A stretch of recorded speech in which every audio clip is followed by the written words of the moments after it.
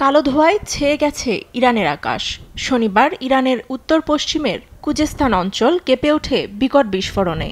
এ সময় কুজেস্তানের আহভাজ শহর ও মাহাশাহারের বন্দর থেকে ভেসে আসে বিস্ফোরণের শব্দ। এদিকে এক মুহূর্ত থেমে নেই ইরান। শনিবার ইসরায়েল ও ইসরায়েল অধিকৃত পশ্চিম তীরে রাতের আকাশে দেখা যায় ইরানের নতুন ক্ষেপণাস্ত্র।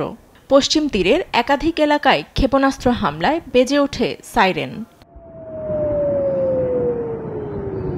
ইসরায়েলের প্রতিরক্ষা বাহিনী আইডিএফের মুখপাত্র দাবি করেছেন ইরানের সামরিক স্থাপনায় হামলা চালিয়েছেন। আরও দাবি করেন ইরানের আইআরজিসির 2 কমান্ডারকে হত্যা করেছেন হামলায়। এর মধ্যে কমান্ডার সাইদ ইজাদি কোম শহরে নিজ অ্যাপার্টমেন্টে নিহত হয়েছেন। ফ্রান্সের প্রেসিডেন্ট ইমানুয়েল ম্যাক্রো জানান ইরানের প্রেসিডেন্ট মাসুদ পেজেশকিয়ানের সঙ্গে ফোনালাপ হয়েছে। সামাজিক যোগাযোগ মাধ্যম এক্সের এক পোস্টে লেখেন, ইরান কখনোই পারমাণবিক অস্ত্র অর্জন করতে পারবে না। আরও বলেন, বড় বিপদ এড়াতে যুদ্ধ অবসানের পথে আসতে।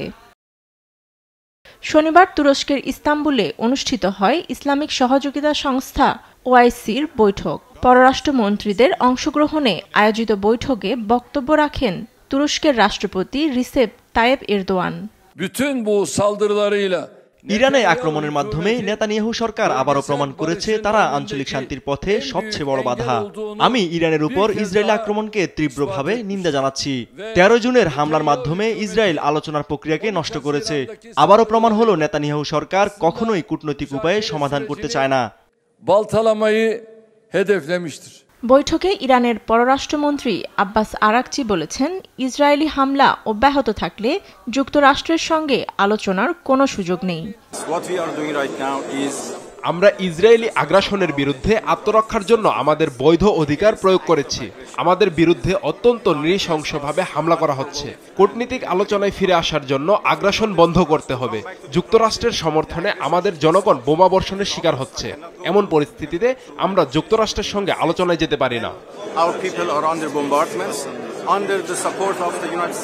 রাশিয়ার প্রেসিডেন্ট ভ্লাদিমির পুতিন বলেন, ইরান পারমাণবিক অস্ত্র অর্জনের লক্ষ্যে কাজ করছে, এর কোনো প্রমাণ নেই। আরও বলেন, রাশিয়া ইরানকে শান্তিপূর্ণ পারমাণবিক কর্মসূচি উন্নয়নে সমর্থন করবে, কারণ ইরানের অধিকার আছে। ফাতেমা তাসনিম, নিউজ ডেস্ক, দেশ টিভি।